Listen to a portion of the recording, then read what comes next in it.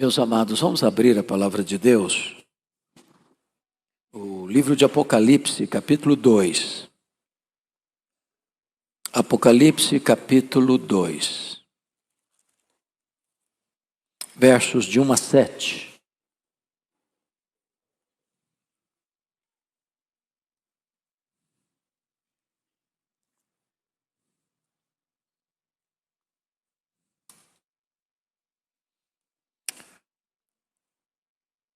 Ao anjo da igreja em Éfeso escreve: Estas coisas diz aquele que conserva na mão direita as 7 estrelas e que anda no meio dos 7 candeeiros de ouro.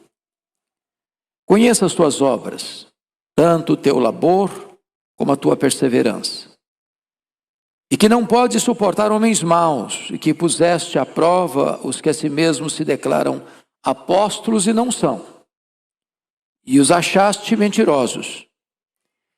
E tens perseverança, e suportaste provas por causa do meu nome, não te deixaste esmorecer.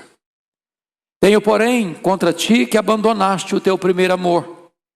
Lembra-te, pois, de onde caíste. Arrepende-te e volta à prática das primeiras obras. E se não, venho a ti e moverei do seu lugar o teu candeeiro, caso não te arrependas. Tens, contudo, a teu favor que odeias as obras dos nicolaítas, as quais eu também odeio. Quem tem ouvidos, ouça o que o Espírito diz às igrejas. Ao vencedor dar-lhe-ei que se alimente da árvore da vida, que se encontra no paraíso de Deus. Amém.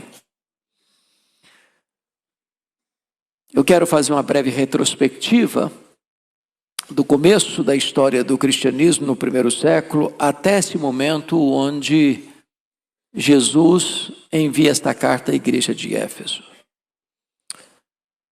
Vocês bem sabem que quando Jesus nasceu em Belém da Judeia, quem governava o Império Romano era César Augusto. Ele reinou do ano 27 a.C. ao ano 14 depois de Cristo. Depois ele é sucedido pelo seu filho adotivo, Tibério César, que governou do ano 14 ao ano 37 da era cristã. Foi quando Jesus morreu na cruz e ressuscitou. E a obra missionária começa a se expandir. Depois ele é sucedido por Calígula, que tem um reinado breve, de 37 a 41. Foi um homem muito perverso e foi assassinado. Depois vem Cláudio, do ano 41 ao ano 54, quando houve a grande fome no mundo, profetizada por Ágabo. E os judeus foram expulsos de Roma, e Paulo então faz o levantamento de uma grande coleta para os pobres da Judéia. Cláudio é sucedido por Nero, que governa de 54 a 68. E ele foi um homem perverso, cruel, depravado, mandou matar inclusive a sua própria mãe. Foi no seu governo que Roma foi incendiada no ano 64, e foi no seu governo que os apóstolos Paulo e Pedro foram martirizados. Depois da morte de Nero em 68, aliás, suicídio, em 69 até 79, governa Vespasiano. E era o governo de Vespasiano que Jerusalém cai nas mãos dos romanos no ano 70 e há a dispersão dos judeus. E nesse mesmo ano 70 é inaugurado o Coliseu Romano, o Anfiteatro da Morte. Depois assume brevemente o governo Tito Flávio, aquele general que tomou Jerusalém no ano 70. Mas em 81 até 96 governa Domiciano, chamado de o segundo Nero, pela maneira tão cruel e perversa como atacou e perseguiu a igreja de Deus. É no período então de Domiciano que os apóstolos de Jesus estão mortos, e todos, com exceção de João, estão mortos pelo viés do martírio. João é pastor em Éfeso, a capital da Ásia Menor. Quando ele é deportado para a ilha vulcânica do Mar Egeu, uma espécie de colônia penal, a ilha de Patmos. De certa forma, aquela era uma prisão condenatória à morte, porque o prisioneiro ficava ali em trabalhos forçados até a morte. As portas estavam todas fechadas para João, que já era um homem muito idoso nessa época. Mas quis Deus que o destino da história não estivesse nas mãos de Domiciano, porque Deus nunca abriu mão de ter as rédeas da história em suas poderosas mãos. Então aquilo que parecia ser o fim da igreja, era uma porta aberta de esperança para a igreja. E João ali em Patmos tem uma revelação do Senhor Jesus Cristo, o Cristo glorificado, que aparece para ele de uma maneira tão linda e tão extraordinária. Seus cabelos brancos como a neve, seus olhos como chamas de fogo, seus pés como de bronze polido, sua voz como voz de muitas águas, suas mãos sustentando a igreja, seu rosto brilhando como o sol no seu fulgor. E diz a Bíblia que João, ao ver o Cristo da glória, cai como morto aos seus pés, e o Senhor põe a mão direita sobre ele e diz: não temas, João, eu sou o primeiro e o último, eu estive morto, mas estou vivo pelos séculos dos séculos, e tenho as chaves da morte e do inferno. E ali então o Senhor ordena a João escrever igrejas, as 7 igrejas: Éfeso, Esmirna, Pérgamo, Tiatira, Sardes, Filadélfia e Laodiceia. É importante destacar, meus amados irmãos, que a cidade de Éfeso era uma cidade muito importante. Ela era a capital da província da Ásia. A cidade de Éfeso, na época, tinha mais de 300 mil habitantes. A cidade de Éfeso era uma cidade fortemente marcada pela idolatria, porque era uma cidade que hospedava uma das 7 maravilhas do mundo antigo, o templo da deusa Diana, um templo jônico de mármore, bordejado de ouro, um colosso de construção 4 vezes maior do que o Partenon. Os nichos do templo eram o principal produto a ser vendido para os turistas ou comerciantes que chegavam na cidade. Além do que, Éfeso era a sede de um ocultismo muito forte. Muita gente ligada à feitiçaria e ao ocultismo. Se não bastasse isso, Éfeso era também um dos principais centros de adoração ao imperador. E diz a Bíblia que Paulo vai para lá, na sua 3ª viagem missionária, e fica nessa cidade 3 anos. E aqui, meus amados, eu vejo um dos maiores avivamentos da história. Porque pensem comigo, uma cidade de 300 mil habitantes, chega um pregador.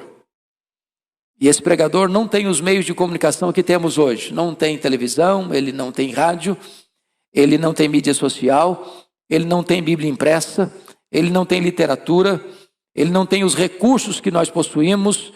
E diz a Bíblia que em 3 anos que Paulo ficou ali, a idolatria entra em colapso, os feiticeiros se convertem e queimam os seus livros em praça pública, a palavra de Deus prevalece na cidade, e daquela igreja, outras igrejas são plantadas em toda a província, como Esmirna, Pérgamo, Tiatira, Sardes, Filadélfia, Laodiceia, Colossos e Hierápolis. Um grande avivamento espiritual. Depois que Paulo saiu de Éfeso, ele vai para Jerusalém, é preso em Jerusalém, fica 2 anos sendo acusado em Cesareia, e então ele opta por ser julgado em Roma. E da primeira prisão de Roma, ele escreve a sua carta aos Efésios. E é muito importante que nesta carta Paulo destaca a fé, a esperança e o amor daquela igreja. Porém, agora é passado mais uma geração. Nós estamos falando por volta do ano 96. E agora é o Senhor Jesus que manda uma carta para esta igreja. E Jesus elogia esta igreja pela sua fidelidade doutrinária, pela sua integridade moral e pela sua perseverança, apesar do sofrimento e da perseguição. Mas Jesus precisa repreender essa igreja. Tenho, porém, contra ti que tu abandonaste o teu primeiro amor.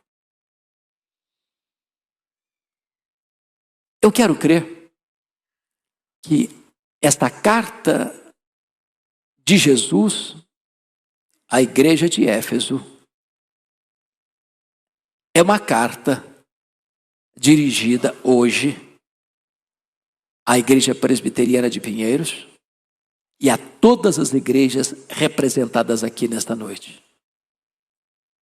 Esta carta tem endereço. É o meu coração. É o seu coração.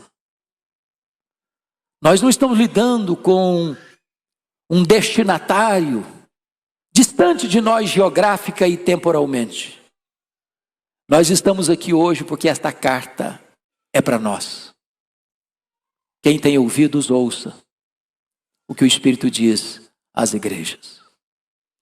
Então chama a sua atenção para alguns aspectos desta carta. Primeiramente, Jesus se apresenta a esta igreja para dar segurança a ela.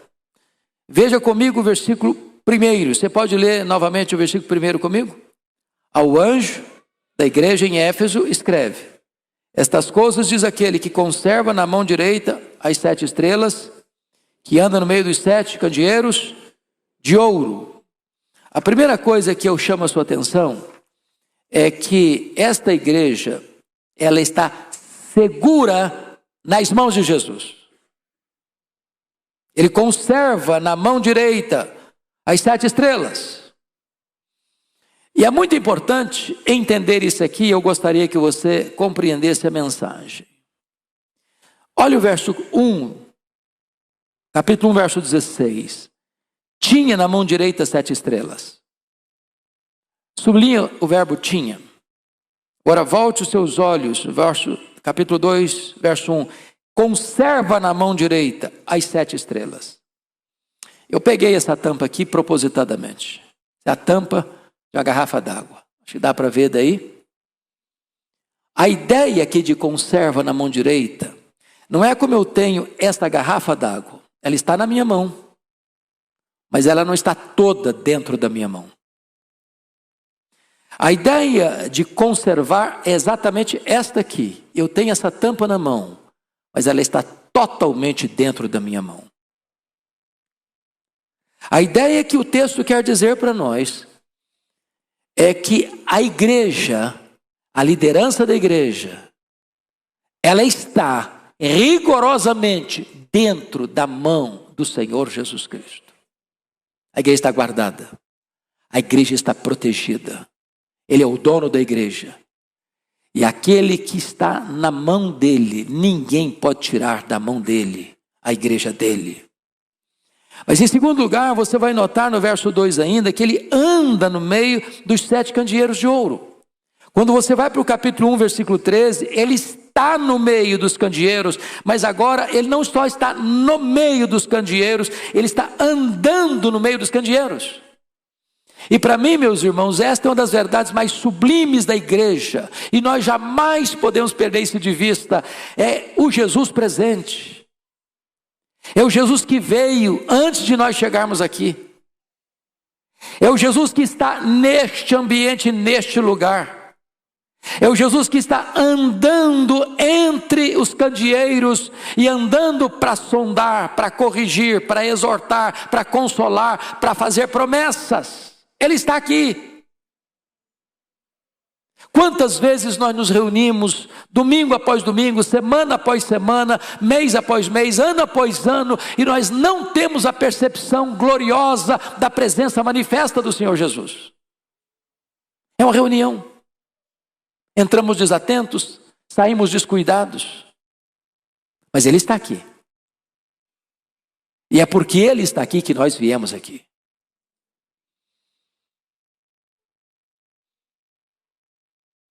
Mas veja você, o segundo ponto. O noivo agora, que é o Senhor Jesus Cristo, ele vai elogiar a igreja pelas suas virtudes. Observe comigo. A primeira coisa que Jesus elogia nesta igreja é a sua fidelidade à doutrina. Versos 2 e 3. Você pode ler o versos 2 e 3 comigo? Vamos juntos?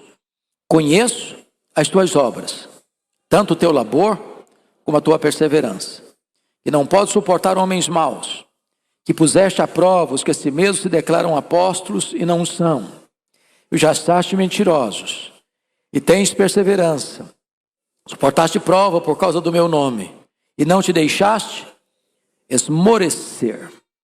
O que o Senhor está dizendo é que esta igreja tinha permanecido fiel às Escrituras, à sã doutrina. Os anos se passaram e vocês se lembram que Jesus já tinha alertado lá no Sermão do Monte sobre o perigo dos falsos profetas, travestidos de ovelhas, mas eram lobos. Quando Paulo, saindo dessa igreja aqui de Éfeso, encontra os presbíteros de Éfeso no porto de Mileto, ele alertou aqueles presbíteros de que os lobos estavam prestes e prontos a entrar na igreja para devorar as ovelhas. Esta igreja permaneceu fiel. Esta igreja sabia distinguir o que era um apóstolo de Cristo e o que era um falso apóstolo, o que trazia verdade e o que não trazia verdade. E eles rechaçaram, e eles rejeitaram os falsos apóstolos, porque eles não abriam mão da verdade da sã doutrina. E meus amados irmãos, isso é um alerta para nós, porque mais tarde, quando João é pastor de Éfeso, lá no primeiro capítulo, no capítulo 4 da sua primeira carta, ele mostra a necessidade de provarmos os espíritos se de fato eles vêm de Deus. Nem todo mundo que fala em nome de Deus é de Deus. Nem tudo que diz que vem em nome de Deus, vem da parte de Deus. Isso significa uma coisa: nenhuma igreja pode agradar a Jesus se ela abre mão da verdade, se ela prega o que o povo quer ouvir e não o que o povo precisa ouvir, se ela abre mão da verdade para tornar a mensagem mais palatável, mais ao gosto das pessoas, mas negligencia a verdade que não pode ser mudada, não pode ser caducada, não pode ser ressignificada, não pode ser atualizada, porque ela é eterna, a palavra de Deus que jamais passará. Então, essa igreja era uma igreja fiel à doutrina. Mas notem vocês que essa igreja, conforme o verso 2, ela não suportava e não tolerava heresia, porque o texto diz: não pode suportar homens maus, puseste à prova os que a si mesmos declaravam apóstolos. Preste atenção nisso. Apostolado é uma delegação exclusiva do Senhor Jesus, é Ele quem constitui o apóstolo. Nenhum ser humano pode constituir-se a si mesmo apóstolo. E aquela igreja colocava à prova isso. Aqueles que se declaravam apóstolos, mas não eram. Mas mais do que isso, irmãos, essa igreja tinha zelo moral. Olha o versículo 6 comigo. Leia o 6 em voz alta comigo. Tens, contudo, a teu favor, que odeias as obras dos nicolaítas, as quais eu também odeio. Há pouco tempo eu preguei um sermão aqui, baseado em Eclesiastes 3, e às vezes nós colocamos Deus apenas pela metade. Nós achamos que Deus é apenas o Deus da vida, mas não é o Deus da morte. Há tempo de viver e tempo de morrer. É Deus quem dá vida, é Deus quem tira a vida. Às vezes nós só olhamos para o Deus do amor, mas não olhamos para o Deus do ódio. Pois Deus ama e Deus odeia também. Deus ama o bem e odeia o mal. A igreja odiava as obras dos nicolaítas e Jesus dizia: eu também odeio. O que era a obra dos nicolaítas? Os nicolaítas eram um grupo de hereges que perambulavam pelas igrejas, induzindo as pessoas a comerem carnes sacrificadas aos ídolos, à prostituição, à impureza, a uma vida desregrada, uma vida moralmente repreensível.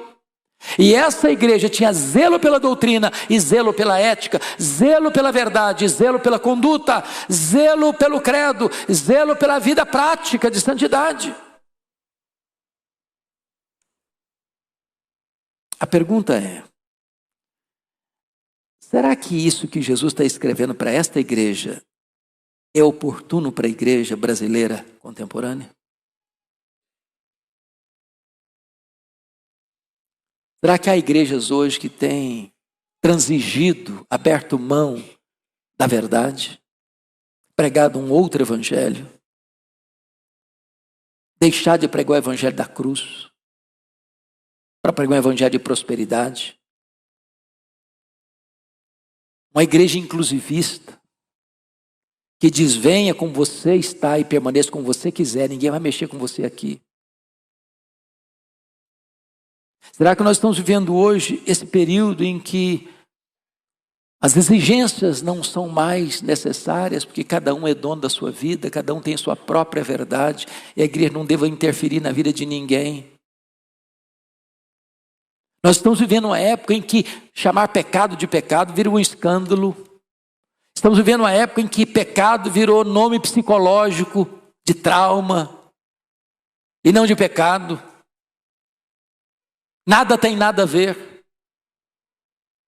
E esta carta que Jesus envia à igreja de Éfeso é uma carta que Jesus envia para a igreja evangélica brasileira. E eu não quero pensar no outro, quero pensar em mim. Quero pensar no meu coração. É uma carta para mim, é uma carta para você.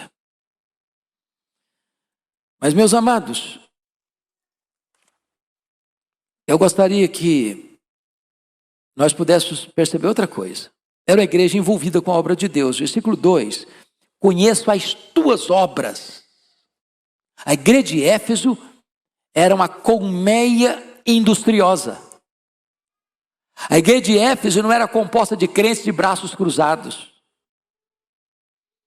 E hoje a realidade brasileira, vocês sabem disso, é que na igreja 20% trabalha, 80% assiste e critica quem trabalha. A igreja de Deus é o corpo de Cristo. E cada membro do corpo tem uma função. E se aquele membro não realiza aquela função, ele desassiste todo o corpo. Me permita uma ilustração muito simplória. Imagine você, eu acho que dos frutos das frutas, uma das mais belas e atraentes e perfumadas e saborosas é a manga rosa. Você já viu uma manga rosa? Já pegou uma manga rosa no pé? Você vê a manga, seus olhos veem. Seus olhos não podem colher a manga, você precisa da mão. Mas não basta você ver e pegar a manga. Você precisa da sua boca, dos seus dentes, da sua língua, do seu esôfago, do seu estômago. É preciso que haja uma coordenação de todos os membros para que esta manga que você viu, desejou, pegou, mordeu, comeu, nutra você. É uma cooperação dos membros. Não há crente sem dom espiritual. E não há nenhum crente com todos os dons espirituais. Nós somos uma unidade na diversidade que precisa ter mutualidade para que o corpo cresça saudavelmente. Então todos precisam trabalhar. E a igreja de Éfeso foi uma igreja tão operante e tão ativa e dinâmica que ela plantou igrejas em toda a província da Ásia Menor. Mas ainda, Jesus elogia aquela igreja. Confira comigo, versos 2 e 3 ainda, quando ele diz assim, veja aí, tanto o teu labor como a tua perseverança, versículo 3, e tens perseverança, e suportaste provas por causa do meu nome, e não te deixaste esmorecer, porque às vezes a pessoa passa por uma prova e esmorece, passa por uma prova e perde a alegria, passa por uma prova e deixa os joelhos trôpegos. Mas essa igreja está passando prova. Por que prova, irmãos? Porque ser crente em Éfeso não era fácil. Não era fácil. O apóstolo Paulo chegou a dar testemunho em 2 Coríntios capítulo 1, que ele enfrentou em Éfeso provas maiores do que suas forças, a ponto de desesperar da própria vida. Ser crente em Éfeso era ser perseguido, ali era um dos centros do culto ao imperador. O que Paulo está elogiando, o que Jesus está elogiando essa igreja, é que esta igreja, mesmo sofrendo, ela não perde a capacidade de ser fiel, de ser operosa, de ser ética e de viver dentro do padrão da sã doutrina. Agora, vejamos então, a despeito de todas essas virtudes, o que Jesus vai repreender na vida desta igreja. Leia o verso 4 comigo em voz bem alta. Vamos juntos? Tenho, porém, contra ti, que abandonaste o teu primeiro amor. Veja a conjunção adversativa aí.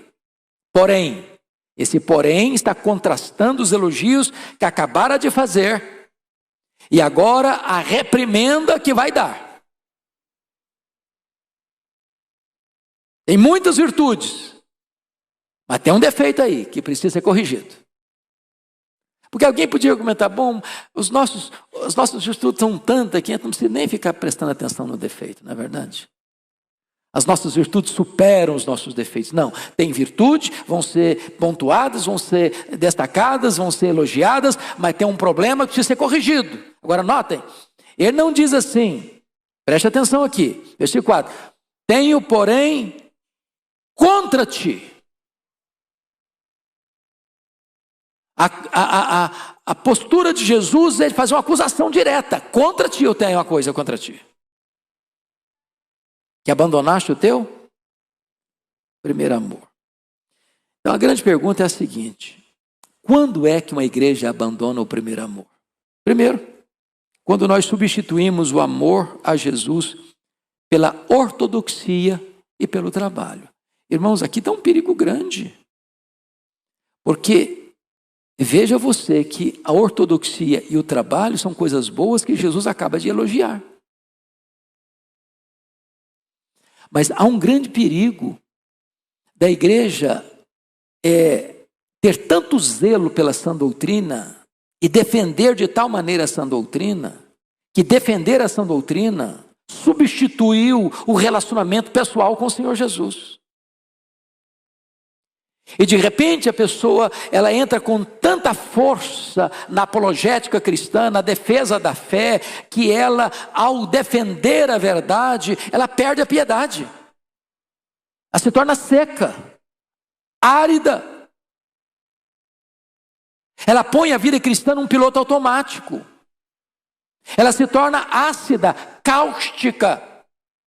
E de repente, ela mantém o padrão de sã doutrina, ela mantém o padrão da ética cristã, ela mantém a musculatura espiritual para permanecer firme e fiel diante das pressões e perseguições da vida, mas a alegria, o prazer da comunhão com Deus, da intimidade com Deus, da vida de oração, da comunhão com o Senhor, da alegria indizível e cheia de glória que o Espírito Santo produz, e já foi embora há muito tempo. E Jesus foi claro: nisto conhecerão todos que sois meus discípulos, se tiverdes amor uns pelos outros. Segundo, abandonamos o nosso primeiro amor quando o nosso amor por Jesus é substituído pelo zelo religioso. É interessante, irmãos, o zelo religioso é bom, é claro que é bom. Os fariseus, por exemplo, eram muito zelosos da sua tradição. Eles ficavam atentos aos detalhes, por exemplo, de dar o dízimo do endro, da hortelã e do cominho, das hortaliças da casa.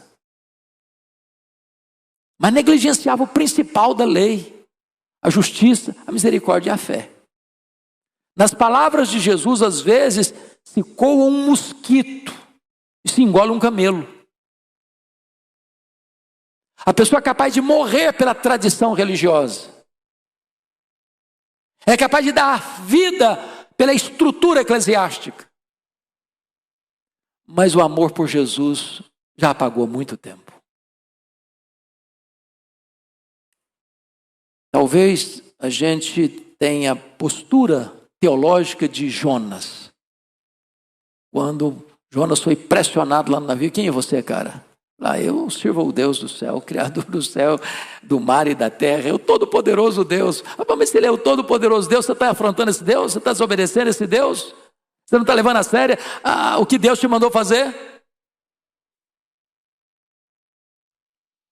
Amados, eu sempre evoco a figura de um homem piedoso do século XIX, chamado E.M. Bounds. Se vocês não leram ainda o livro Poder através da Oração, de E.M. Bounds, eu recomendo a leitura. E esse homem disse assim: a ortodoxia é boa, a ortodoxia é a crença certa, nas doutrinas certas.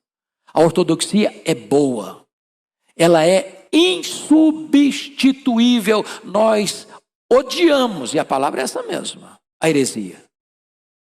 Como a igreja de Éfeso odiava a obra dos nicolaítas de Jesus, eu também odeio. Jesus odeia a heresia. Nós devemos odiá-la também.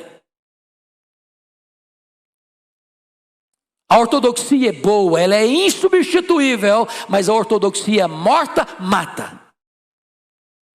Há crentes ortodoxos que estão áridos como um deserto, estão secos como um poste. E Jesus está dizendo: eu tenho uma coisa, porém, contra ti, é que tu abandonaste o teu primeiro amor.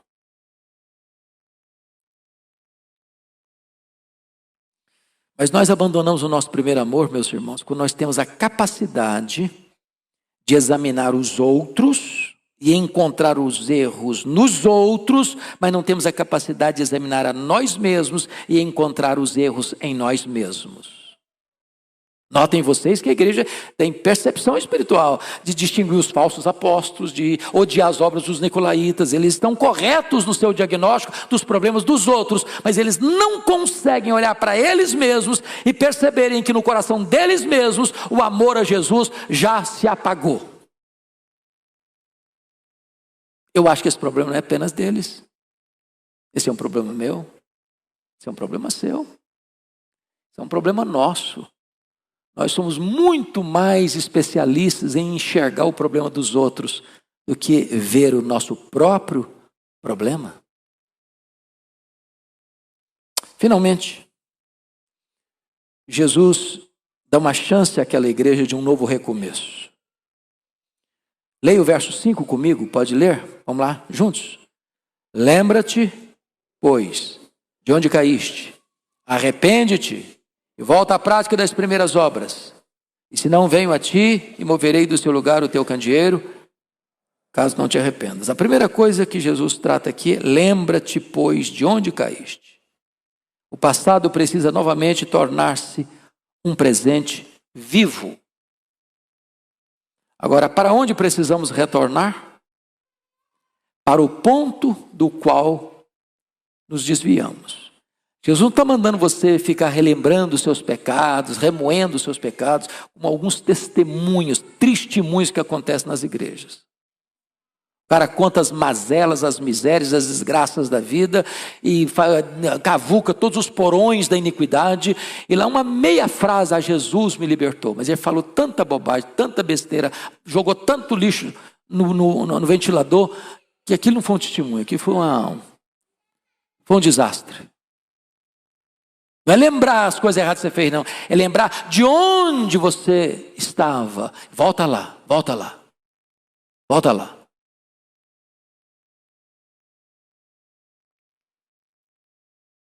A igreja não está sendo chamada a relembrar o seu pecado. Ela precisa lembrar em que situação ela caiu, de onde ela caiu, e voltar. E recomeçar tudo de novo. É a lembrança do pródigo. Levantar-me e irei ter com meu pai. E quando ele pensa na casa do pai, é uma casa que tem pão com fartura. Segunda coisa que Jesus dá a oportunidade àquela igreja, meus amados, não é só de lembrar, é de arrepender-se. Versículo 5 diz ainda: lembra-te, pois, de onde caíste, arrepende-te. Arrepende-te. Eu acho que todos vocês sabem que a palavra arrependimento, ela tem 3 aspectos. Ela é razão, ela é emoção, ela é vontade. É um ciclo que precisa se fechar. Eu reconheço que eu errei, eu tenho tristeza pelo meu erro e eu tomo a atitude de voltar ao ponto inicial. Sem isso, o ciclo não fecha. E sem fechar o ciclo é remorso, não é arrependimento. O que aconteceu com Judas Iscariotes? Ele reconheceu o erro, ele ficou triste por causa do erro, mas ele não fechou o ciclo com a volta para Jesus e cometeu suicídio. Gera culpa, pesar e não arrependimento e perdão. Então, arrepende-te. Terceiro, volta à prática das primeiras obras, versículo 5. Volta à prática das primeiras obras. Ninguém se arrepende de um pecado e continua pecando. Não é arrependimento e novamente arrependimento e novamente arrependimento. É arrependimento e frutos dignos de arrependimento. Se você parou de orar, você tem que voltar a orar. Se você parou de ler a Bíblia, tem que voltar a ler a Bíblia. Se você parou de frequentar a igreja com assiduidade, tem que voltar a frequentar a igreja com assiduidade. Se você parou de ser dizimista, você tem que voltar a ser dizimista. Se você parou de amar o seu próximo, de cuidar do seu próximo, você tem que voltar a cuidar do seu próximo. Se você parou de ter prazer em Deus, você tem que voltar a ter prazer em Deus. Agora, uma solene advertência aí, meus amados irmãos. O que está acontecendo no verso 5? E se não, vem a ti e moverei do seu lugar o teu candeeiro, caso não te arrependas. Ou seja, o não arrependimento implica em juízo. É arrepender e viver, ou não se arrepender e morrer. Sabe o que aconteceu com essa igreja? O candeeiro dela foi removido. Essa igreja morreu. Eu estive lá em 2011, nessa cidade de Éfeso, e você vê a glória da cidade nos escombros do passado. Apenas uma vaga lembrança de uma igreja que viveu no passado, mas que não escutou a voz do Espírito Santo. E o candeeiro foi removido. Você conhece igrejas hoje que não existem mais? Fecharam as portas? Você conhece igreja hoje, mundo afora, que está virando bar, museu, mesquita muçulmana?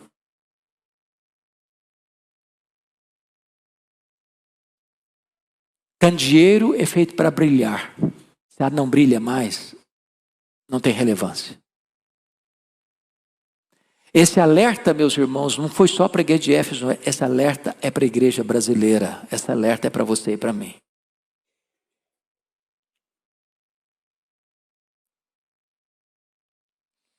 Mas eu quero concluir dizendo, bendito seja Deus, em toda a igreja, Deus tem um remanescente fiel.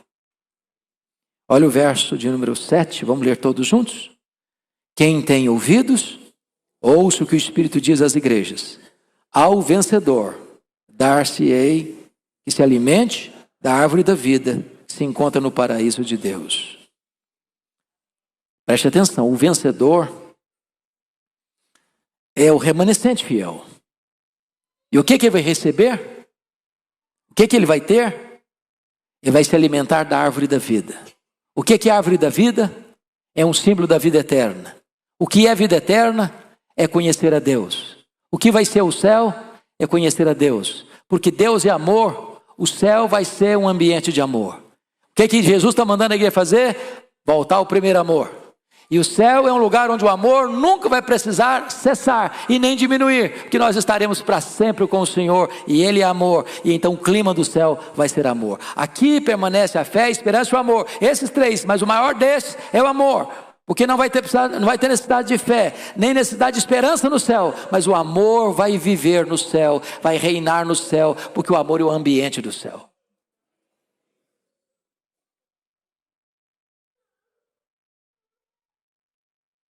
Jesus está aqui hoje, andando entre nós, e dizendo para você e para mim, volte ao primeiro amor. Vamos curvar nossa fronte para orar? E pedir ao Senhor que por sua bondade e graça, Ele nos visite nesta noite.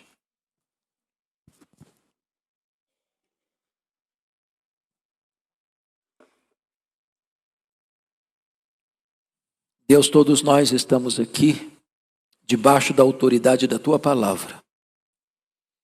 Não somos melhores do que ninguém.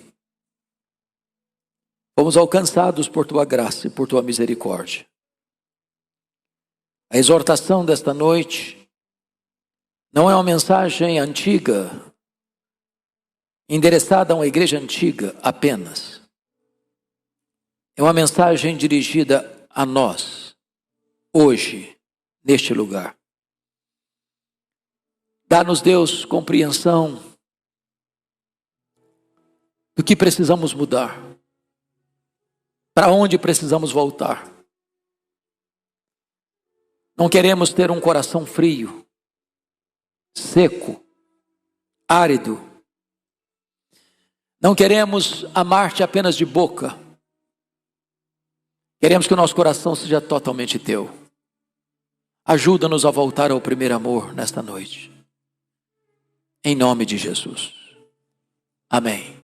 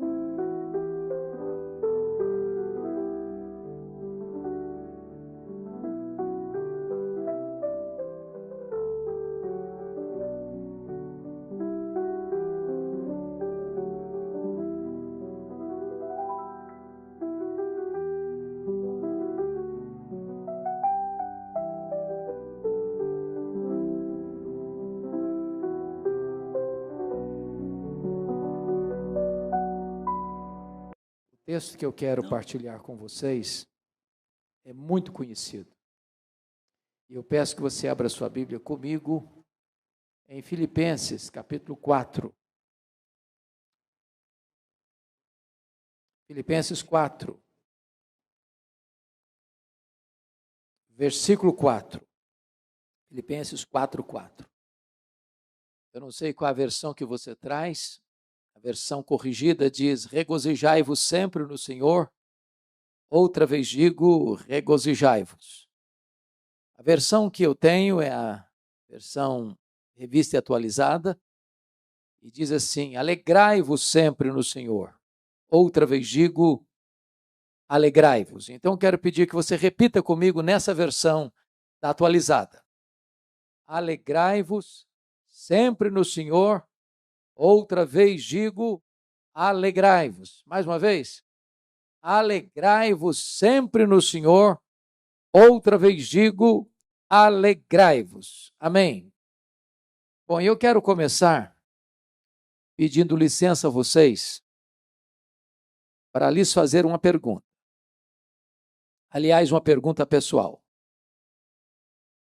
E eu sei que vocês não gostam de perguntas pessoais, porque toda pergunta pessoal invade a nossa privacidade, nos põe contra a parede. E nós não gostamos que ninguém invada a nossa vida sem pedir licença. Mas eu vou lhe fazer essa pergunta como se nós estivéssemos numa conversa bem particular. E a pergunta é esta: você é uma pessoa feliz? Você é uma pessoa alegre? Bom, não precisa ter muita pressa para responder essa pergunta, não.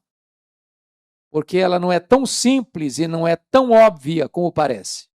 Eu explico. Em 1991, eu levei uma caravana a Quacisabanto, na África do Sul, onde aconteceu um grande avivamento. E uma das mulheres que nos acompanhava naquela caravana perguntou à esposa de um missionário da missão assim: você é submissa ao seu marido? A mulher deu uma resposta inteligentíssima. Ela respondeu assim: eu posso lhe garantir que o meu marido me ama. Mas se eu sou submissa a ele ou não, essa pergunta não tem que ser feita a mim, tem que ser feita a ele. E eu achei fantástica a resposta. Eu vou mudar minha pergunta. Seu marido pode garantir que você é uma mulher feliz? Sua mulher pode garantir que você é um homem feliz? Lá em Provérbios 31 diz que os filhos da mulher virtuosa se levantavam e diziam assim: mamãe é uma mulher ditosa, mamãe é uma mulher feliz. Seus filhos podem dizer isso a seu respeito? Seus pais podem dizer isso a seu respeito? Seus amigos, seus irmãos, seus parentes, seus vizinhos, seus colegas de trabalho podem dizer isso a seu respeito? Ou é provável que a essas alturas você já esteja criando algum mecanismo de defesa aí no seu coração? E pensando assim: o pastor está me fazendo estas perguntas porque ele não conhece a minha história. E se eu contar a minha história, até pedra chora. Talvez você tenha argumentos assim: mas dá para ser feliz no mundo de hoje, de uma pandemia, de uma crise econômica mundial, da morte mostrando para tanta gente a sua carranca e arrancando dos nossos braços pessoas que tanto amamos? Dá para ser feliz? E quando eu penso nisso, me recordo que Paulo escreveu esse texto não hospedado num hotel 5 estrelas em Roma. Paulo escreveu esse texto de uma prisão, algemado, sendo acusado pelos seus irmãos, a quem amava. E ele escreve assim: alegrai-vos sempre no Senhor. Outra vez digo, alegrai-vos. E ele nos ensina 3 coisas aqui. Primeiro, a alegria do cristão não é uma emoção, não é um sentimento. A alegria do cristão aqui não é um substantivo, é um verbo. E um verbo no imperativo. Em outras palavras, ser uma pessoa alegre é uma ordem expressa de Deus. Portanto, é um pecado não ser uma pessoa feliz. É um pecado não ser uma pessoa alegre. Porque não ser uma pessoa alegre é uma desobediência a uma ordem expressa de Deus: alegrai-vos.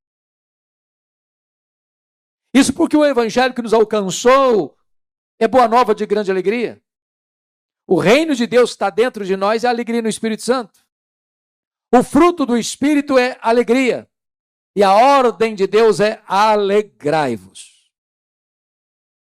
Mas o texto diz assim, alegrai-vos quando mesmo? Sempre. Então, me permita uma pergunta. Você tem problema na sua casa? Só eu que tenho na minha.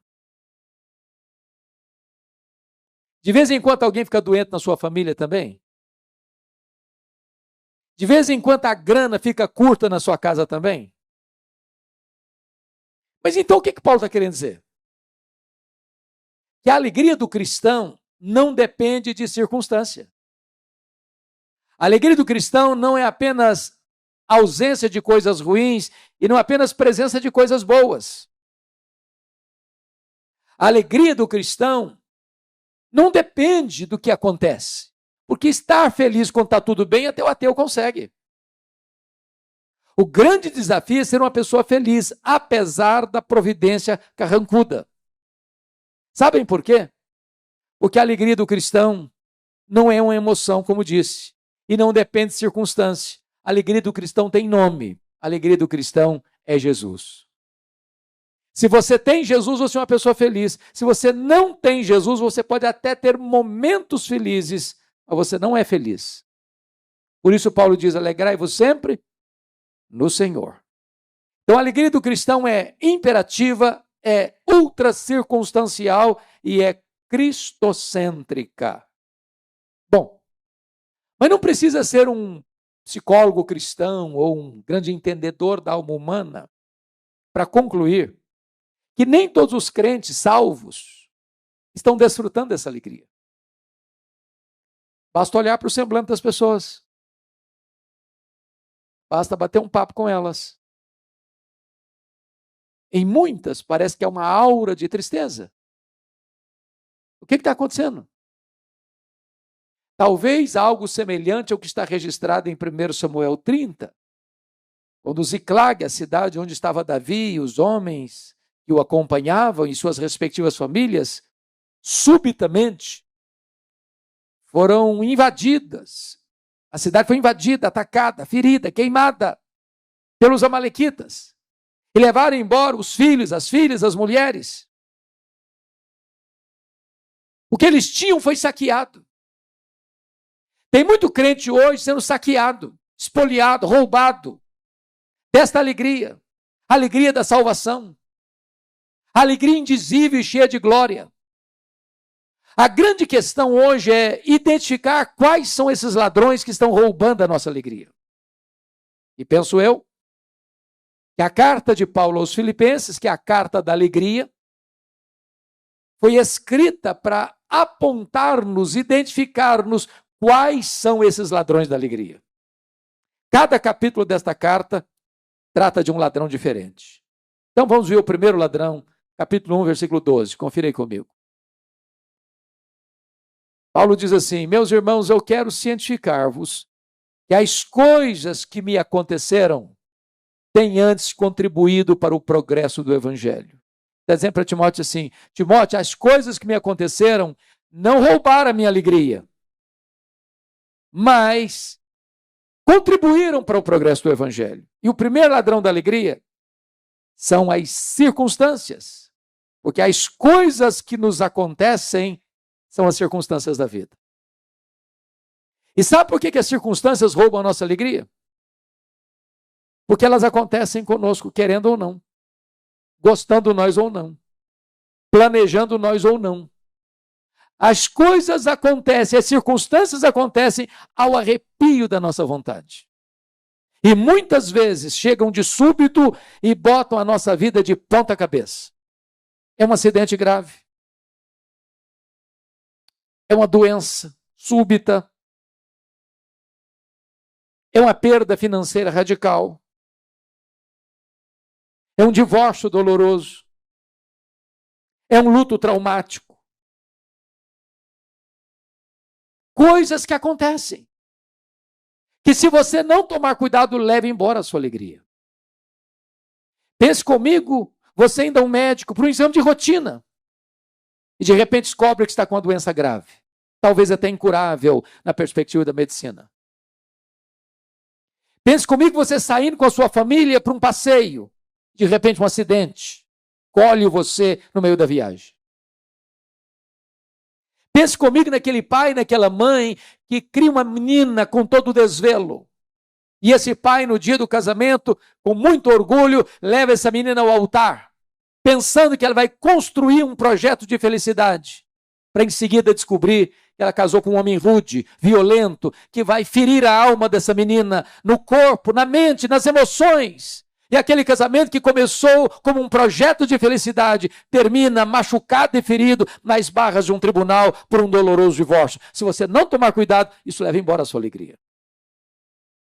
Imagine você criar um filho com carinho e amor, e de repente esse menino começa a se envolver com amizades perigosas, se envolve com drogas, se envolve com o mundo do crime e transtorna a família. Se você não tomar cuidado, isso leva embora a sua alegria. Casamento de anos, de harmonia e paz. De repente um fato novo acontece. Transtorna o relacionamento. As lágrimas vêm, a dor lateja no peito. Se você não tomar cuidado, isso leva embora a sua alegria. Circunstâncias.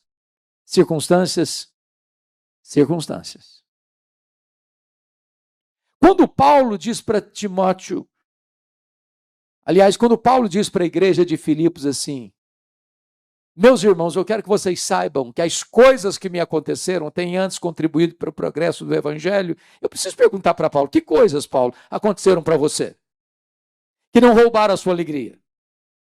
E ele poderia fazer um resumão para nós, dizendo assim: olha, eu fui perseguido em Damasco, eu fui rejeitado em Jerusalém, eu fui esquecido em Tarso, eu fui apedrejado em Listra, eu fui açoitado em Filipos, eu fui escorraçado de Tessalônica, eu fui enxotado de Bereia, eu fui chamado de tagarela em Atenas, eu fui chamado de impostor em Corinto, eu enfrentei feras em Éfeso, eu fui preso em Jerusalém, eu fui acusado em Cesareia Marítima, eu enfrentei um naufrágio para Roma, eu fui picado por uma cobra em Malta, eu cheguei em Roma preso e algemado, mas eu quero que vocês saibam que as coisas que me aconteceram contribuíram para o progresso do evangelho.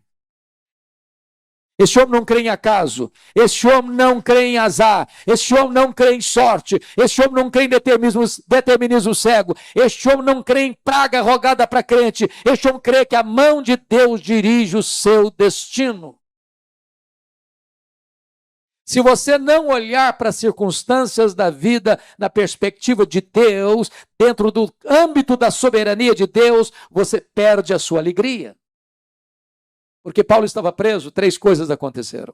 Está em Filipenses capítulo 1.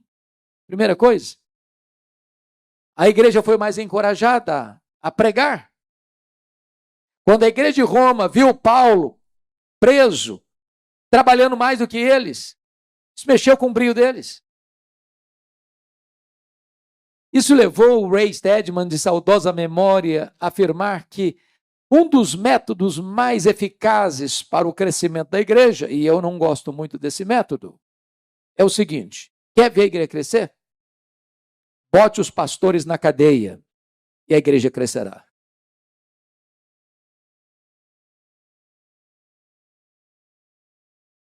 Porque Paulo estava preso, em segundo lugar, diz ele, toda a guarda pretoriana tomou conhecimento das minhas cadeias em Cristo. O que significa isso?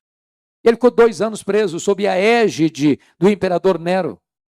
Ele era um cidadão romano. E todo dia um soldado da guarda pretoriana tinha que estar algemado com ele. 3 turnos por dia. O que Paulo fez com eles? Evangelho neles, evangelho neles, evangelho neles. Mas a guarda pretoriana o que era? Era a guarda de elite do imperador. Eram 16 mil soldados da mais alta patente do império. Era gente que corria livremente pelos corredores do palácio e tinha influência política no império. Se Paulo estivesse solto, ele jamais teria alcançado a elite de Roma, mas aprove a Deus que ele estivesse preso para que a elite de Roma estivesse diante dele e ele tendo a oportunidade de pregar o evangelho para eles. Porque Paulo estava preso em terceiro lugar, ele não podia visitar as igrejas. O que ele fez? Começou a escrever cartas. As cartas da primeira prisão, Efésios, Filipenses, Colossenses, Filemon. Se Paulo estivesse solto, muito provavelmente nós não teríamos essas joias na nossa Bíblia. Quando você pensa que a sua vida está de ponta cabeça, na verdade Deus está escrevendo o capítulo mais emocionante da sua história. Porque Ele trabalha não contra nós, mas Ele trabalha por nós. Não há Deus como nós. E você pode dizer, todas as coisas cooperam para o bem daqueles que amam a Deus. Então olhe para as circunstâncias da vida na perspectiva da soberania e da providência de Deus. Porque se você assim não fizer, as circunstâncias podem roubar a sua alegria. Vamos ao segundo ladrão da alegria. Confira comigo capítulo 2, versos 3 a 5.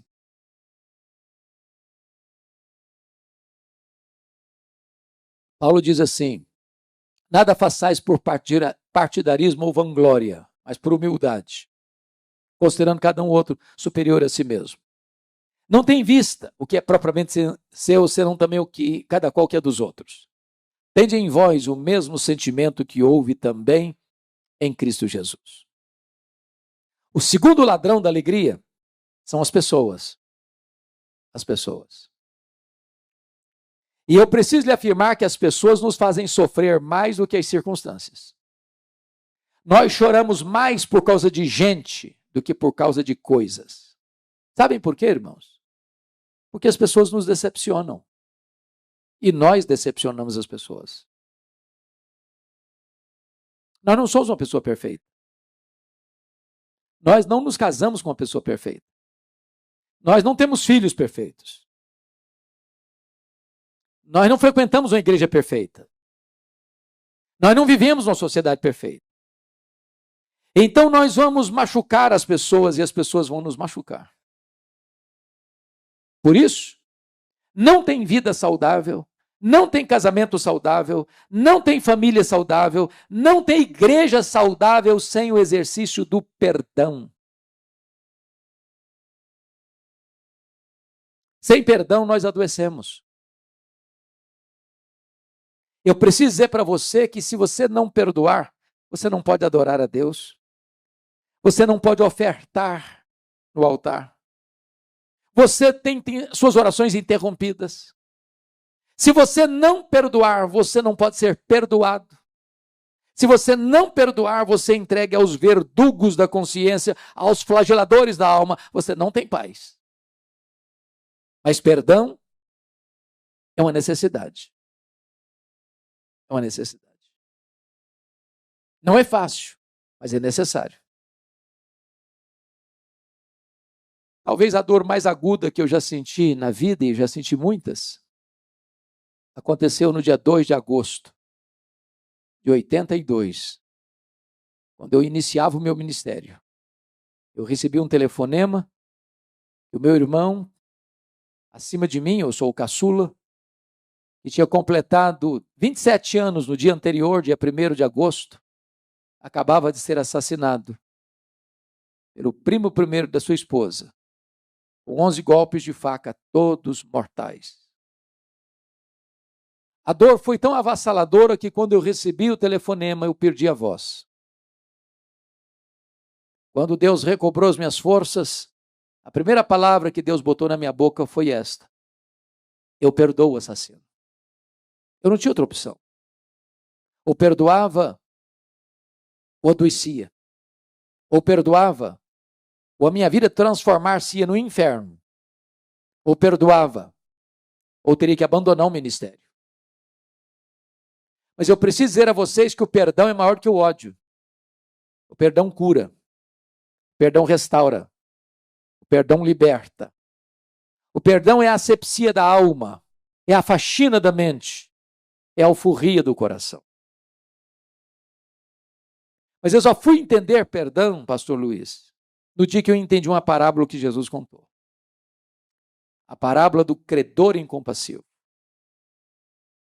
Diz Jesus que o rei acertava as contas com seus súditos e encontra um que lhe devia 10.000 talentos. Não tendo com que pagar, o rei mandou vender seus filhos. Este homem se humilhou, pediu misericórdia e o rei perdoa a ele a dívida de 10.000 talentos. Este homem perdoado, lá na frente encontra um conservo que lhe devia 100 denários. E não tendo com que lhe pagar, pediu misericórdia. E ele disse, não tem misericórdia, paga o que você me deve. O rei ficou sabendo disso. Ficou muito irado. Mandou chamar aquele homem de servo malvado. Eu perdoei a você 10.000 talentos. E você não pôde perdoar o seu conservo 100 denários? Pois você vai ser entregue aos verdugos, até que pague o último centavo. E Jesus termina a parábola assim. Assim vosso Pai Celeste vos fará, se do íntimo não perdoardes uns aos outros. A parábola terminou e eu não entendi quase nada.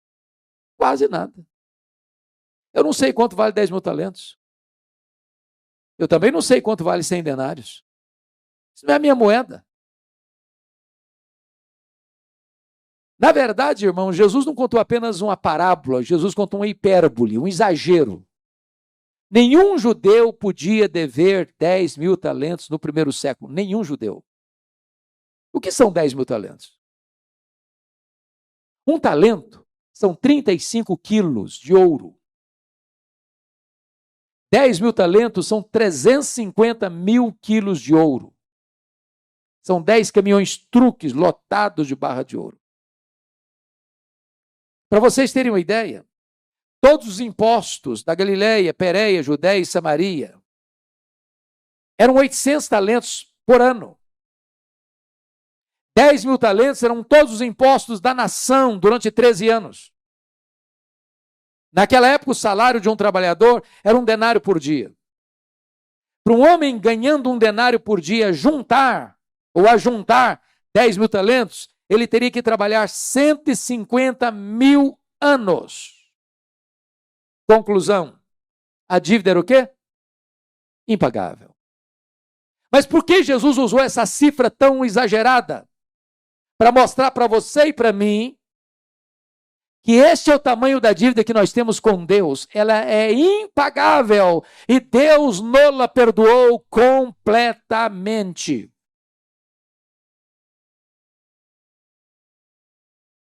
Este homem perdoado não consegue perdoar o seu conservo 100 denários. Mas o que são 100 denários?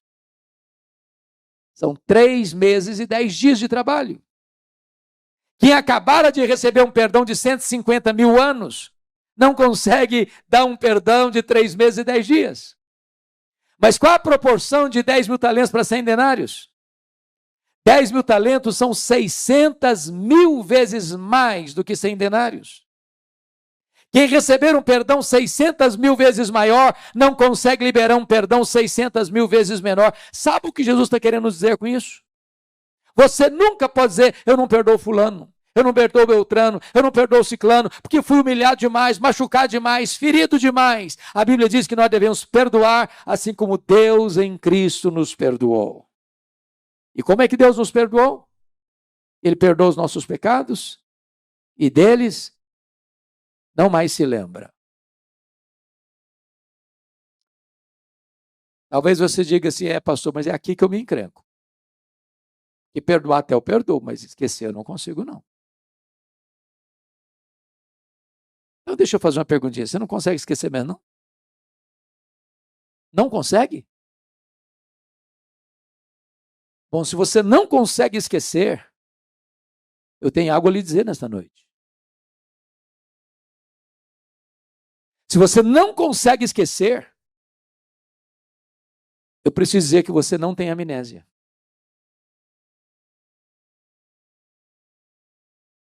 É uma boa notícia. Você não tem amnésia. Então deixa eu lhe dizer, quando a Bíblia diz que Deus perdoa e esquece, a Bíblia não quer dizer que Deus tem amnésia. Deus não tem perda de memória. Deus é onisciente. Mas então o que a Bíblia quer dizer que Deus perdoa e esquece? A Bíblia quer dizer que Deus nunca mais joga no seu rosto o pecado que Ele perdoou você. Que Deus nunca mais cobra uma dívida que Ele já perdoou você. Então perdoar é lembrar sem sentir dor. Você vai lembrar porque isso não depende de você. Mas quando aquela situação vier à sua mente, você vai resolver, vai dizer o seguinte, está perdoado, essa dívida já está paga, eu não sofro mais, isso está resolvido. resolvido, resolvido, resolvido. Deixa eu lhe dizer algo. Perdão é uma questão de bom senso. Guardar mágoas é a mesma coisa de você beber um copo de veneno pensando que o outro é quem vai morrer. Guardar mágoas é autofagia, é autodestruição. Guardar mágoas é você conviver 24 horas por dia com a pessoa que você menos gostaria de conviver na vida. Se você guardar mágoas, você vai viver numa masmorra emocional. Você vai chegar em casa cansado e a pessoa deita do seu lado e tira o seu sono. Você vai chegar em casa com fome, a pessoa se assenta com você e tira o seu apetite. Você vai sair de férias com a família, a pessoa pega carona com você, estraga as suas férias. A única maneira de você ter saúde emocional e espiritual é perdoar, perdoar, perdoar. A igreja de Filipos, portas para fora, era uma igreja maravilhosa. A única igreja que se associou com Paulo em dar e receber. Ela ajudou Paulo em Corinto. Ela ajudou os pobres da Judéia. Ela ajudou Paulo quando ele estava preso em Roma. Era uma igreja missionária, mas portas para dentro a igreja era um problema. Até as mulheres brigavam na igreja. Capítulo 4, verso 2, Paulo diz assim: rogo a Evódia, rogo a Sintique, pensem com concordemente no Senhor. As irmãs estavam batendo cabeça dentro da igreja. Tinha gente na igreja que trabalhava desde que ele aparecesse, vanglória. Tinha gente que trabalhava desde que o grupinho dele aparecesse, partidarismo. Tinha gente que só pensava nele mesmo. Talvez dizendo para Paulo: Paulo, você que não está aqui, Paulo, a situação está difícil. Tem crente aqui nessa igreja que dá azia em copo de bicarbonato. Aí Paulo diz assim: então, tende em vós o mesmo sentimento que houve também em Cristo Jesus. Porque ele, sendo Deus, não julgou como usurpação ser igual a Deus. Ele a si mesmo se esvaziou e assumiu a forma de servo e humilhou-se até a morte, morte de cruz. E quando ele estava lá na cruz, ele disse: Pai, perdoa-lhes porque não sabem o que fazem. Se você não perdoar, se você não zerar a conta todo dia, eu vou lhe garantir uma coisa: as pessoas vão roubar a sua alegria. Vamos ao terceiro ladrão? Terceiro ladrão da alegria. Confira aí comigo o capítulo 3, versículo 19.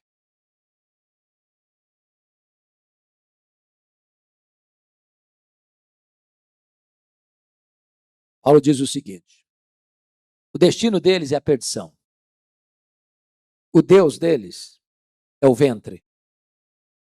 A glória deles está na sua infâmia.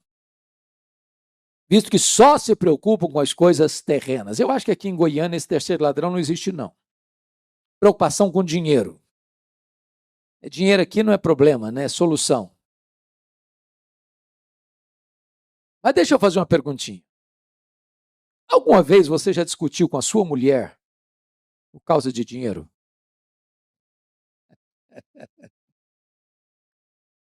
Você já discutiu com o seu marido por causa de dinheiro?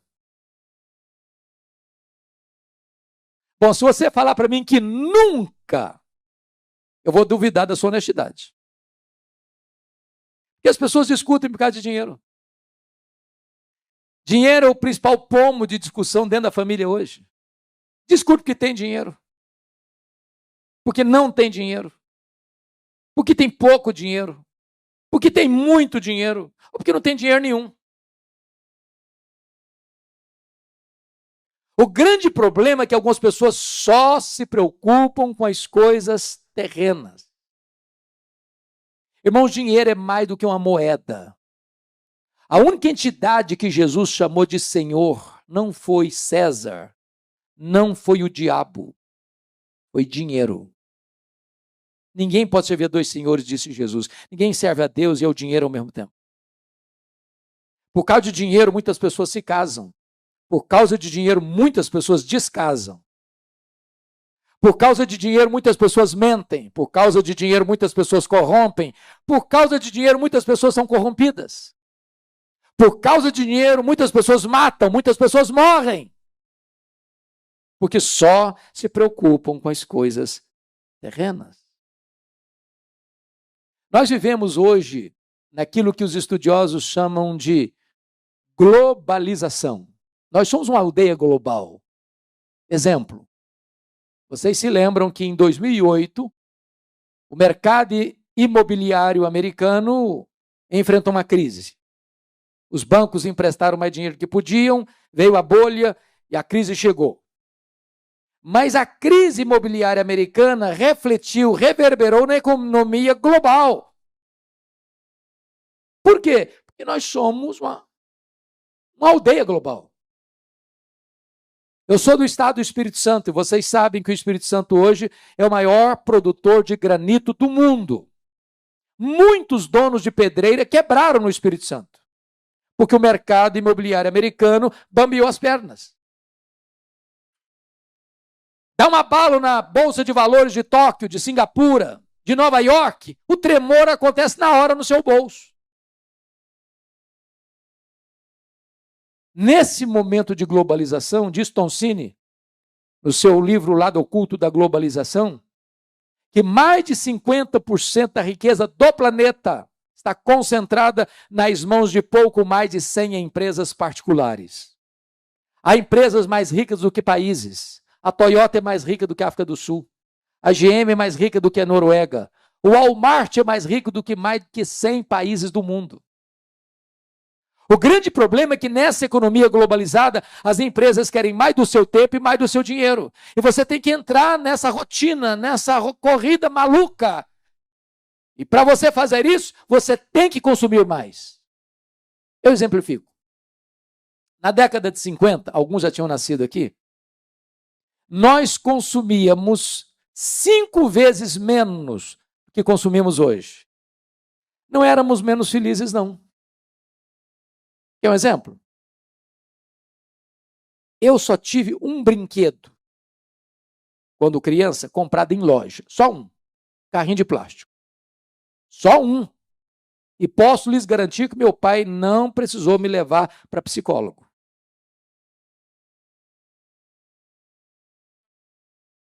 Uma criança nasce hoje, ela já tem mais brinquedo que ela consegue brincar a vida inteira. Você dá um brinquedo para uma criança hoje, ela brinca longa 2 horas, encosta no canto, é sucata, e quer outro. E se você não der, ela tem crise emocional, tem que levar para o psicólogo.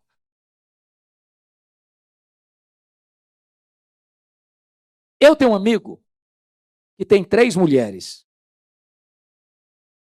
É claro que a esposa e 2 filhas. Não pensem mal do meu amigo, por favor. E num dia de casamento, elas disseram assim para ele: precisamos comprar sapatos novos. Você duvida disso? Casamento é tudo novo, top do bottom. Mas ele disse assim: antes de ir para a loja comprar, vamos dar uma olhadinha no que nós já temos? Abriu o armário e contou 151 pares de sapatos. Tinha que comprar mais. Como é que você chama isso? Consumismo. Então, vou lhe dar uma definição de consumismo. Consumismo é quando você compra o que você não precisa, com dinheiro que você não tem, para impressionar pessoas que você não conhece. O grande problema é que as pessoas só se preocupam com coisas terrenas. Eu tenho um primo que ganhou muito dinheiro na vida. E um dia me disse assim: Hernandes, o rico tem 2 problemas. Eu falei: tem? Eu nem sabia. Quais são? O primeiro problema do rico é medo de... Problema do rico. Primeiro problema do rico é ganhar, ganhar, ganhar, ganhar, ganhar e ganhar. Segundo problema do rico, medo de perder, medo de perder, medo de perder, medo de perder. Ele não vive. Ele vive nessa loucura a vida inteira. Sabe por quê? Porque as pessoas só se preocupam com coisas terrenas. O Dr. John Rockefeller foi o primeiro bilionário do mundo. E ele disse que o homem mais pobre que ele conhecia era o homem que só tinha dinheiro. Talvez as pessoas mais felizes são aquelas que chegam em casa cheirando graxa e comem um bom prato de arroz com feijão e dormem a noite toda bem dormida. Quando esse primeiro bilionário do mundo morreu, Dr. John Rockefeller, um curioso foi ao cemitério e deu um jeito de encostar no contador do Rockefeller para fazer uma pergunta. E conseguiu. Ele perguntou assim: me conta, quanto é que o Dr. John Rockefeller deixou? O contador olhou espantado para ele e disse: rapaz, ele deixou tudo. Ele não levou nem um centavo. Não tem gaveta em caixão, nem bolsa em mortalha, nem caminhão de mudança em enterro. A Bíblia diz que nós não trouxemos nada, que nós não vamos levar nada. Portanto, tendo o que comer, o que beber e o que vestir, com isso estejamos contentes. Porque a piedade com contentamento é grande fonte de lucro, mas o amor do dinheiro é a raiz de todos os males. A Bíblia diz que quem ama o dinheiro nunca dele se satisfaz. Então, se você botar o coração no dinheiro, você nunca vai ser feliz. Sabe por quê? Porque só existe uma pessoa que pode fazer você feliz, e este é Jesus, Jesus, Jesus, Jesus.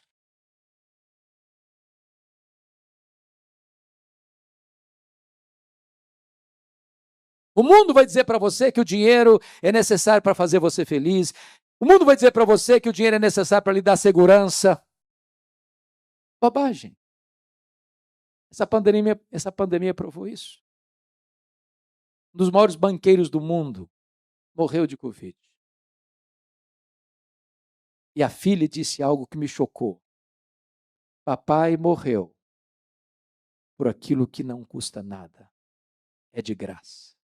O ar para respirar.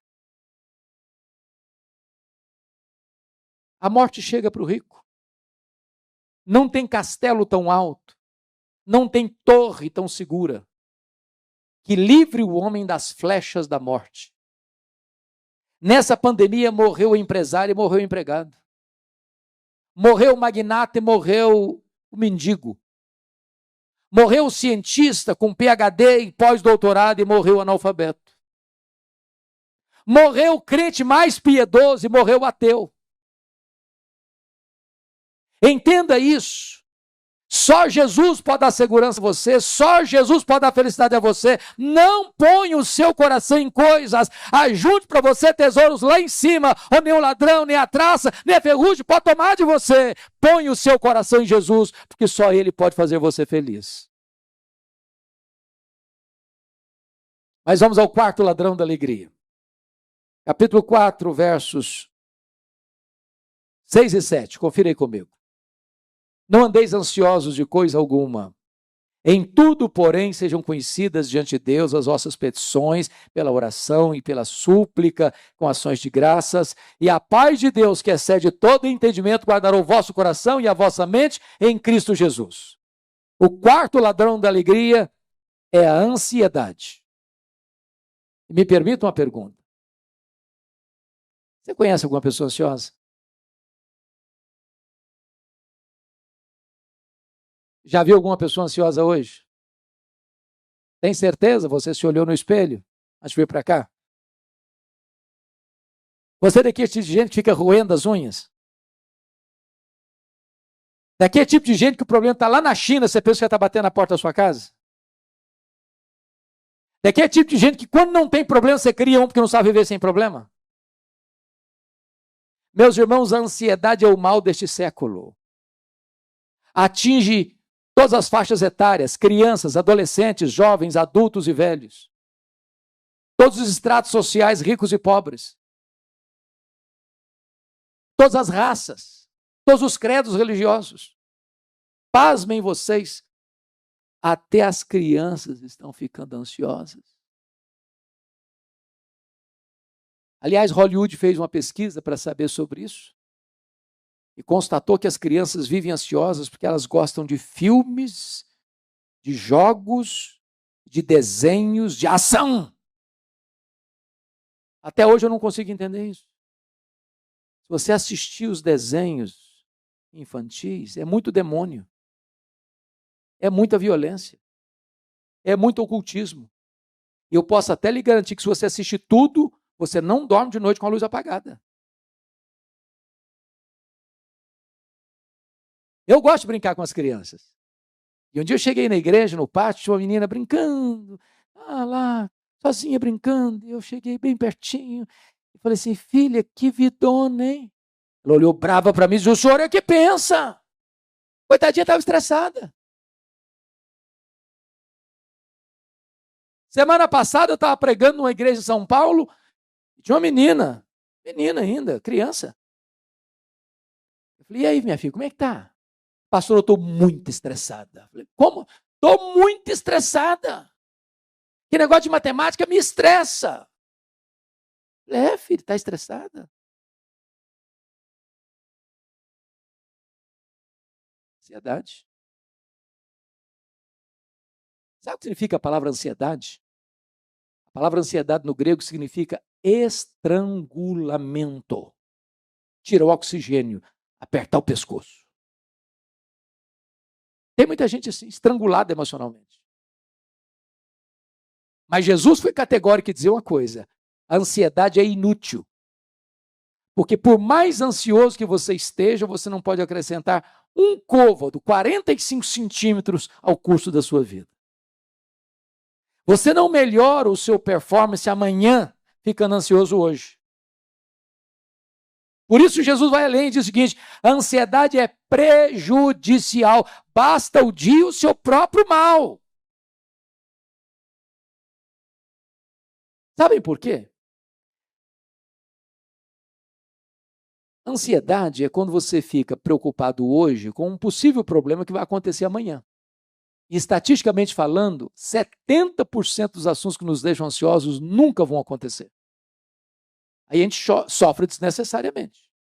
Se o problema vier a acontecer, você vai sofrer duas vezes. Sofreu antes, vai sofrer agora. Quando eu era estudante, seminarista, lá em Campinas, nos idos de 78, 81, um dia eu levantei de madrugada para beber água, o bebedor ficava no corredor. Eu estou indo bem tranquilo para ver se não incomodava ninguém. De repente eu olho a porta do quarto do meu colega aberta. E quando eu olhei, ele estava chorando, mas chorando muito, convulsivamente.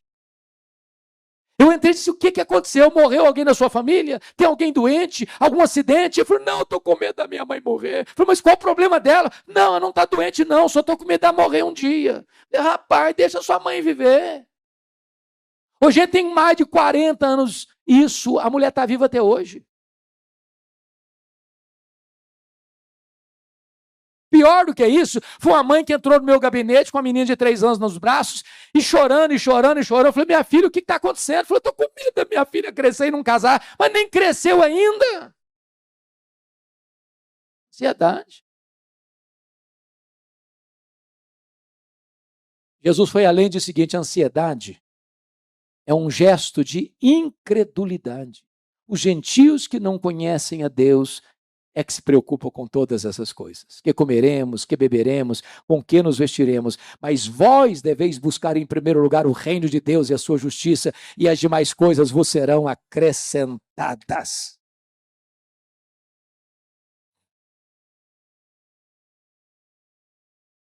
Mas você pode perguntar, pastor, mas como é que se cura a ansiedade?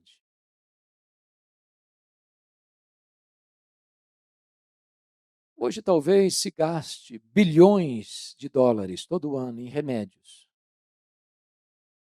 em drágeas.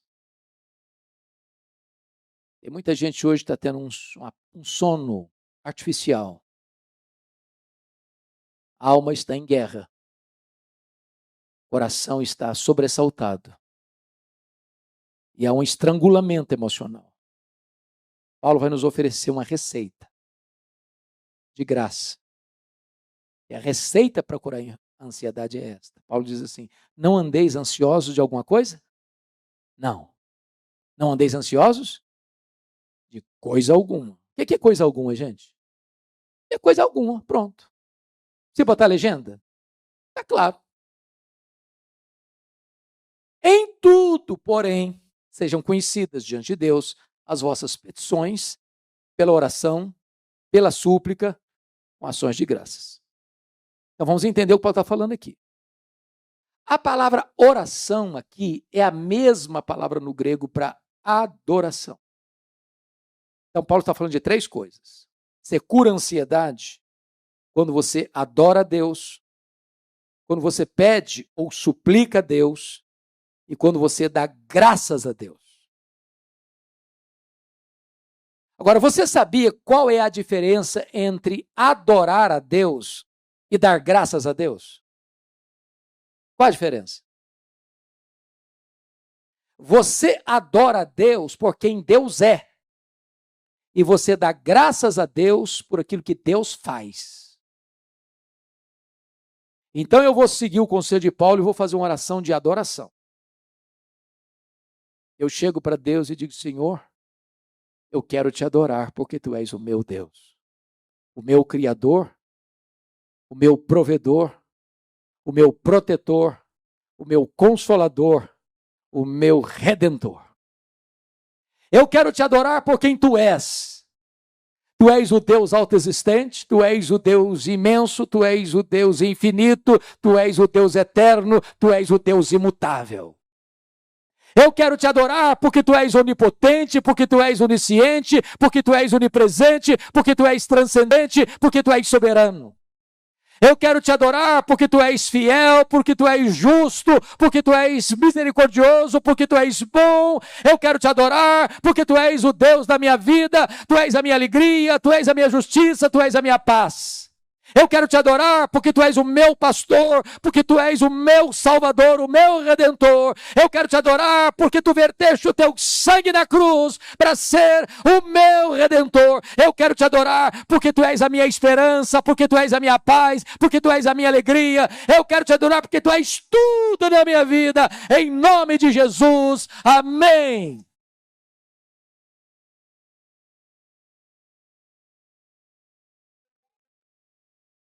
Aí eu termino essa oração e digo assim para Deus: oh Deus, mas eu estou tão ansioso. Não combina mais. Você retira a oração ou retira a ansiedade? Uma pergunta oportuna: quem é o seu Deus? Quão grande é o seu Deus? Quão poderoso é o seu Deus? Quanto pode o seu Deus? O seu Deus é aquele que mede as águas na concha da sua mão. O seu Deus é aquele que pesa o pó das montanhas em balança de precisão. O seu Deus é aquele que mede os céus a palmos. O seu Deus é aquele que espalha as estrelas no firmamento e por ser forte em força e grande em poder, quando as chama pelo nome, nenhuma só delas vem a faltar. O seu Deus é aquele que olha para as grandes e poderosas nações da terra e considera todas elas como um pingo que cai num balde, como um pó numa balança de precisão. Este é o seu Deus, ele é seu Pai e está lhe dizendo: não andeis ansiosos de coisa alguma. Quando você adora Deus, quando você suplica a Deus porque ele é seu Pai, e quando você dá graças a Deus, não tem mais espaço para ansiedade. Tem muito crente murmurando. Tem muito crente amargo. Tem muito crente que está cheio de queixumes. Começa a dar graças. Você tem motivo? Deixa eu lhe perguntar. Quanto vale os seus olhos? Quanto vale o fato de você ouvir? Quanto vale o fato de você ter mãos para trabalhar? Quanto vale o fato de você ter pernas para se locomover? Quanto vale o fato de você ter rins que filtram o seu sangue e retiram as impurezas do seu corpo? Quanto vale você ter pulmões que se abrem e fecham, trazendo ar aos seus pulmões e vida à sua vida? Quanto vale o seu coração que bombeia o sangue para o seu corpo? Quanto vale? Quanto vale o fato de você ingerir os alimentos e o seu estômago triturar tudo isso e tirar as vitaminas e todos os sais minerais e tudo que você precisa para ter vida e saúde? Quanto vale isso? Quanto vale o fato de você ter um teto para morar, você ter uma cama para dormir, você ter roupa para vestir e ter comida na sua mesa? Quanto vale isso? Quanto vale o fato de você ter uma família, você ter amigos, você ter irmãos, você ter a igreja? Quanto vale o fato de que você está salvo e o seu nome está escrito no livro da vida? Quanto vale isso? Não pare de murmurar, comece a adorar a Deus, comece a pedir a Deus, comece a dar graças a Deus, comece a louvar a Deus, comece a ver a bondade de Deus, a providência de Deus, o cuidado de Deus na sua vida. E quando você faz isso, não tem mais espaço para ansiedade. Porque Paulo diz assim: a paz de Deus, que excede todo entendimento, guardará o vosso coração e a vossa mente em Cristo Jesus. A palavra guardará significa no grego montar guarda, sentinela. É como se Deus colocasse uma grande soldadesca ao redor da sua cabeça e do seu coração. Sabe por quê? A ansiedade é um pensamento errado e um sentimento errado. Deus protege a sua razão e a sua emoção, a sua cabeça e o seu coração. Quando a ansiedade quiser entrar, não vai conseguir, porque tem uma muralha protetora ao redor da sua cabeça e do seu coração. Por isso Paulo pôde dizer, dentro de uma prisão, algemado: alegrai-vos sempre no Senhor. Outra vez digo, alegrai-vos. Eu termino fazendo duas colocações. Quando era criança, pastor Luiz, eu escutei o seguinte na igreja: o projeto de Deus é fazer você santo e não fazer você feliz. A primeira frase eu entendi plenamente. Sede santos, porque eu sou santo. A segunda eu não entendi. Fui pesquisar. Sabe o que descobri? Quem melhor entendeu esse assunto foram os puritanos da Inglaterra do século XVII, quando eles fizeram a seguinte pergunta: qual é o fim principal do homem? Qual o propósito do homem? E eles responderam: o fim principal do homem é glorificar a Deus e gozá-lo para sempre. Tem que concordar com o pastor batista John Piper, quando diz que o problema do homem não é a procura da felicidade, não é a busca da felicidade, não é o hedonismo. O problema do homem é contentar-se com a felicidade pequena demais, terrena demais, limitada demais, quando Deus nos criou e nos salvou para a maior de todas as felicidades. A felicidade de amá-lo, de fruí-lo, de glorificá-lo, de estar na presença dele, de adorá-lo. Então, preciso dizer algo para você nesta noite. Deus quer que você seja muito feliz, abundantemente feliz, maiusculamente feliz, superlativamente feliz, eternamente feliz. Alegrai-vos sempre no Senhor. Outra vez digo, alegrai-vos. Mas agora eu vou terminar pedindo licença a vocês para lhes fazer uma pergunta. Uma pergunta pessoal. E eu sei que vocês não gostam de perguntas pessoais. Aliás, nenhum de nós gosta de pergunta pessoal. Porque toda pergunta pessoal nos põe contra a parede, invade a nossa privacidade. E nós não gostamos que ninguém invada a nossa vida sem pedir licença. Mas vou lhe fazer essa pergunta como se nós estivéssemos numa conversa bem íntima e particular. E a pergunta é esta: você é uma pessoa feliz? Você é uma pessoa feliz? Que Deus nos ajude a dar essa resposta nesta noite. Amém.